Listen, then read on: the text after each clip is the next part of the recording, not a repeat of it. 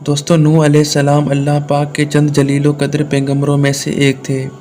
اللہ نے ان کو اپنی مشرک قوم کے لیے محبوس فرمایا جو کہ شرک کرتے تھے، اللہ کے علاوہ بتوں کو پوجتے تھے۔ حضرت نوح علیہ السلام نے 950 سال تک اپنی قوم کی تبلیغ کی اور انہیں ہدایت پر لانے کے لیے پوری کوشش کی کہ وہ صرف ایک خدا پر ایمان لائیں اور صرف اسی ہی کی عبادت کریں، کیونکہ وہی ایک خدا ہے جو تمام جہانوں کے پالنے والا ہے۔ مگر ان کی تمام کوششوں کے باوجود ان کی قوم ایمان نہ لائی، حتیٰ کہ آپ کا اپنا بیٹا بھی آپ پر ایمان نہ لایا۔ صرف چند مٹھی بھر لوگ ہی ایمان لائے، جو کہ 80 یا 90 کے قریب تھے، اور یہ لوگ کمزور اور عام طبقے کے لوگ تھے، کیونکہ مالدار اور بڑی حیثیت کے لوگ نوح علیہ السلام کا مذاق اڑایا کرتے تھے اور ان کے خلاف چالیں چلا کرتے تھے۔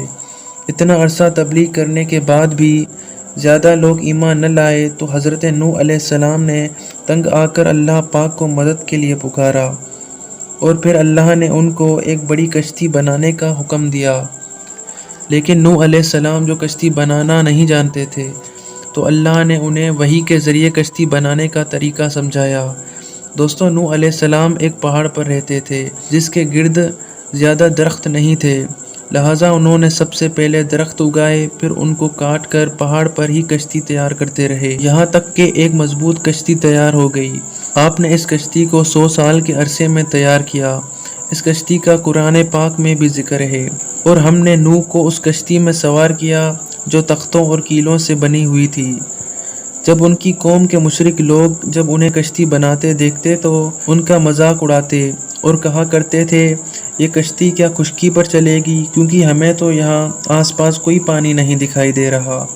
دوستوں اس کشتی میں 3 درجے تھے اور ہر ایک درجے میں 3 دروازے تھے۔ اللہ پاک نے اس مشرک قوم کو سیلاب کے ذریعے ہلاک کرنا تھا، لہٰذا اس سیلاب کے آنے کی خبر کے لیے ایک تنور کے ابلنے کی نشانی نوح علیہ السلام کو بتائی گئی، تاکہ حضرت نوح علیہ السلام اس نشانی کو دیکھ کر فوراً سمجھ جائیں اور تمام جانوروں اور اپنے ایمان والوں کے ساتھ اس کشتی میں سوار ہو جائیں، یہاں تک کہ اللہ کے حکم آ پہنچا اور تنور ابلنے لگا۔ اور قرآن کریم میں جیسے ارشاد ہوتا ہے، اور ہم نے کہا اس کشتی میں ہر طرح کا جوڑا سوار کر دیں اور گھر کے لوگوں کو بھی سوار کر دیں، سوائے ان کے جن پر پہلے سے ہی بات پڑ چکی ہے، اور سب ایمان والوں کو بھی سوار کر لیں، جو کہ تقریباً 80 لوگ تھے۔ لہٰذا اللہ کے حکم پر نوح علیہ السلام نے ایسا ہی کیا، اور یوں اللہ کے حکم کے مطابق ایک شدید ترین بارشوں کا سلسلہ شروع ہو گیا اور زمین پر چشمے جاری ہو گئے۔ اس پانی نے زمین پر موجود ہر چیز کو غرق کر دیا۔ دوستو اللہ نے نوح علیہ السلام کے اہل و عیال کی سلامتی کا اعلان کیا تھا، مگر آپ کا بیٹا جو مشرک ہی رہا اور طوفان میں غرق ہو گیا، کیونکہ وہ اہل و عیال میں سے نہ تھا، وہ کافر تھا۔ دوستوں اس بات سے ثابت ہوتا ہے کہ کفر سب رشتوں کو ختم کر دیتا ہے۔ یہ کشتی کوہ جودی کے مقام پر آ کر رک گئی تھی، اور پھر یوں طوفان اللہ کے حکم سے تھم گیا تھا اور آہستہ آہستہ پانی خشک ہوتا گیا۔ حیرت انگیز پر یہ کشتی آج بھی موجود ہے، جسے حال ہی میں دریافت کیا گیا ہے۔ تقریباً 50 سال قبل کچھ مہم جوؤں نے اسے دریافت کیا اور اس کی تصاویر انٹرنیٹ پر جاری کر دی۔ اس کشتی کے وجود پر اعتراض کرنے والوں نے چند اہم ترین اعتراضات کیے، جن کا جواب دینے میں یہودی اور عیسائی ناکام رہے، مگر قرآن میں اس کا تسلی بخش جواب موجود ہے۔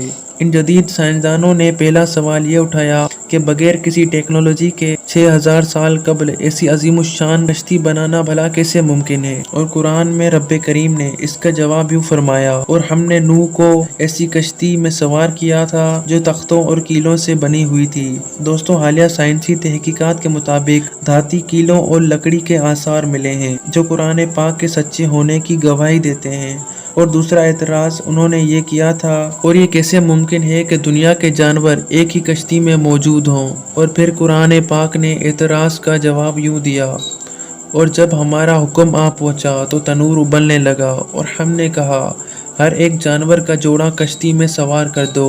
اور حالیہ تحقیقات میں یہ ثابت ہوا ہے کہ کشتی نوح ایک عظیم کشتی تھی جس میں جانور ترتیب سے سوار تھے۔ اور تیسرا ان کا سب سے بڑا اعتراض یہ تھا کہ لکڑی کی کشتی کا 6000 سال تک ایک پہاڑ کی چوٹی پر قائم رہنا بھلا کیسے ممکن ہے۔